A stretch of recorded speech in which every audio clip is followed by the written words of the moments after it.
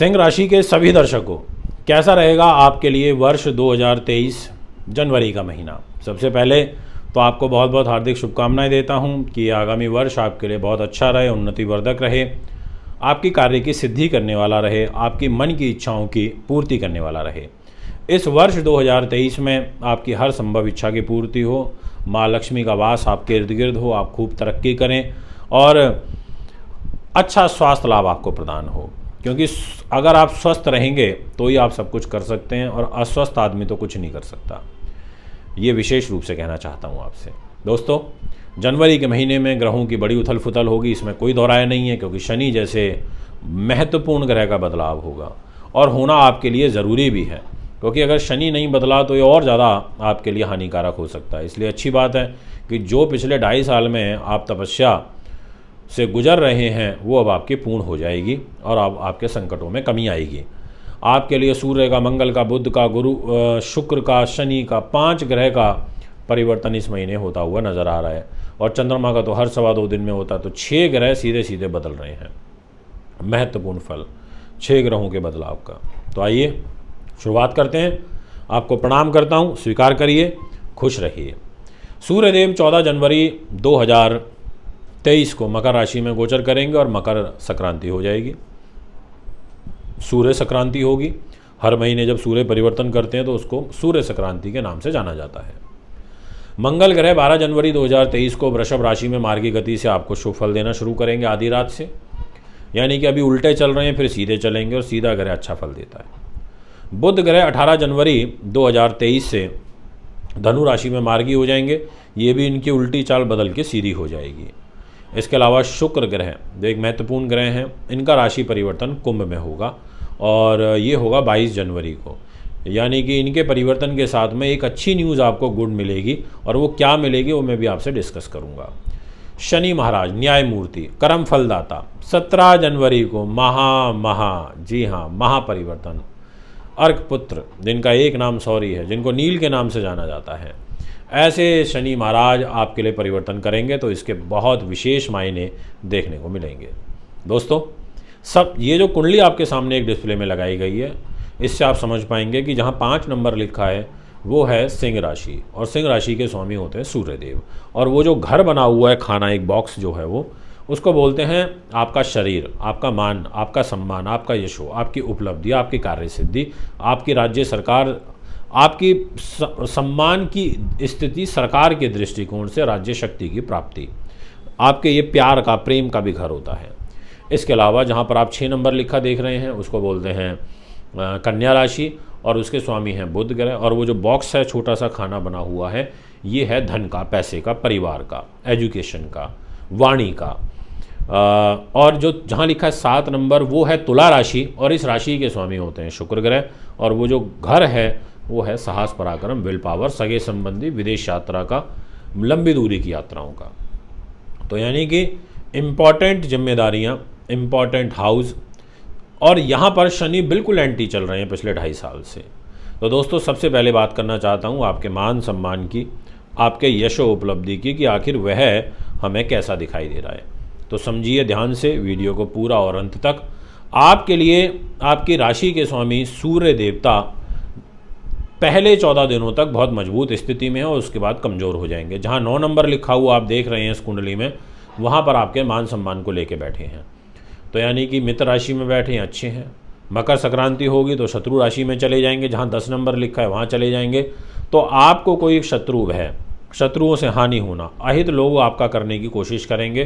14 जनवरी के बाद आपको थोड़ा अलर्ट मोड में रहना है और आपको शांतिपूर्वक अपने समय को निकालना है। यदि मैं बात करूं आपके धन धान्य की और पारिवारिक सुख और एजुकेशन की, तो इस स्थान की जिम्मेदारी बुध देव के पास है। बुध आपके लिए बहुत पॉजिटिव है, ये एक अच्छी बात है। सूर्य बुध का बुधादित्य राजयोग आपके 5वें भाव पे बना हुआ है। इस आदित्य राजयोग की बदौलत आपको लाभ भी प्राप्त होगा और पैसा भी आएगा और अच्छा पैसा आएगा और इनफैक्ट शुभ कार्यों से पैसा आएगा, ऐसा आपकी राशि कहती है। और साथ में आपको कोई शेयर मार्केट से भी धन लाभ होगा, आपकी वाणी से लोग आपकी ओर खींचेंगे। साथ में आपकी एजुकेशन और कॉन्संट्रेशन लेवल आपका एनहेंस होगा आपकी एकाग्रता मजबूत होगी, ऐसा गोचरीय प्रभाव आपकी राशि में मुझे बनता हुआ नज़र आ रहा है। तो कहा जा सकता है कि आपके लिए ग्रह स्थिति शुभ है, अच्छी है। तो ये मैं आपसे कहना चाहूँगा धन धान्य के दृष्टिकोण से, एजुकेशन के पॉइंट ऑफ व्यू से। अब हम बात करते हैं आगे विल पावर, साहस की, पराक्रम की, विदेश यात्रा की, आपके छोटे भाई बहन मित्रगणों की, आपके नौकर चाकरों की, स्टाफ की, आपके शौर्य की, धैर्य की। शुक्रदेव इस घर के स्वामी हो जाते हैं, जहाँ पे 7 नंबर लिखा हुआ है वहाँ के। और शुक्रदेव और शुक्र ग्रह का गोचर पहले 22 दिनों तक अच्छा नहीं है, तो आपको यहाँ ध्यान रखना पड़ेगा, कोई धोखा मिल सकता है। आपको ज़्यादा उम्मीद किसी से नहीं लगानी चाहिए, अपने तरीके से कार्य करिए, अपने व्यक्तित्व से ऊपर उठिए, और ये मैं कहना चाहूँगा। और शुक्रदेव जैसे ही यहाँ से निकलेंगे 22 जनवरी को, तो फिर जो 9 दिन रहेंगे आपके, ये अच्छे हैं, आनंददायक हैं। तो अगर आपको कोई सहयोग चाहिए, विशेष चाहिए, कोई बड़ी यात्रा करनी है, लंबी यात्रा करनी है, तो वह सब करने की सलाह मैं आपको 22 जनवरी के बाद ही देना चाहूँगा। बात करना चाहूँगा आपसे आपके सुख साधन प्रॉपर्टीज़ की, ज़मीन जायदाद की। इस स्थान की जिम्मेदारी मंगल के पास है, और मंगल खुद ही सप्तम दृष्टि से इस घर को देख रहे हैं। आप देख सकते हैं जहाँ 8 नंबर लिखा है उसके बिल्कुल सामने 2 नंबर लिखा है, और 2 नंबर में मंगल बैठे हैं और वो सप्तम दृष्टि से अपने 8 नंबर को देख रहे हैं। इसका मतलब ये हुआ कि यह मंगल का प्रभाव तो बहुत शुभ है।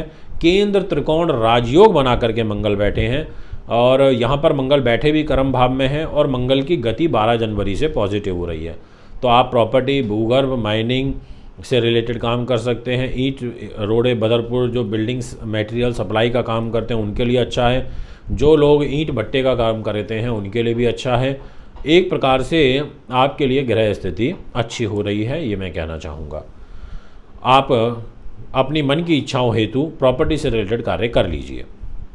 दोस्तों, 14 जनवरी के बाद अब बात करते हैं आपके उन्नति के, इंटरव्यू की, और विशेष रूप से आपकी एजुकेशन की, कॉम्पिटिटिव जो हमारी परीक्षाएं होती हैं। इस स्थान की जिम्मेदारी गुरु के पास है, जो कि डाउन है।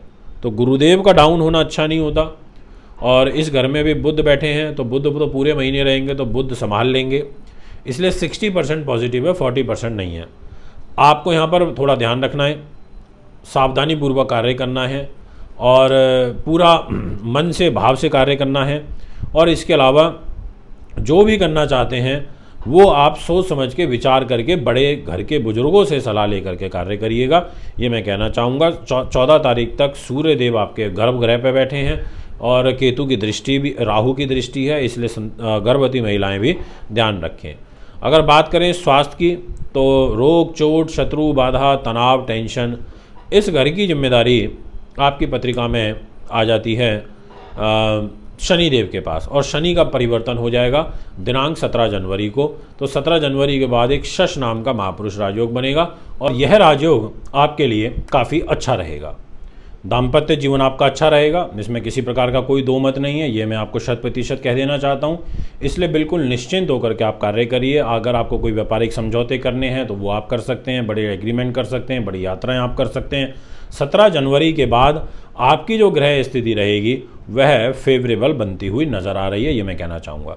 यदि मैं भाग्य की बात करूं तो भाग्य स्थान के स्वामी मंगल ग्रह हैं, जो कि 12 जनवरी से आपके लिए पॉजिटिव हो रहे हैं। और मंगल का पॉजिटिव होने का मतलब है केंद्र त्रिकोण राजयोग के को बल मिलना। इसका मतलब ये हुआ कि आपकी इच्छाओं की पूर्ति यहाँ पर होगी।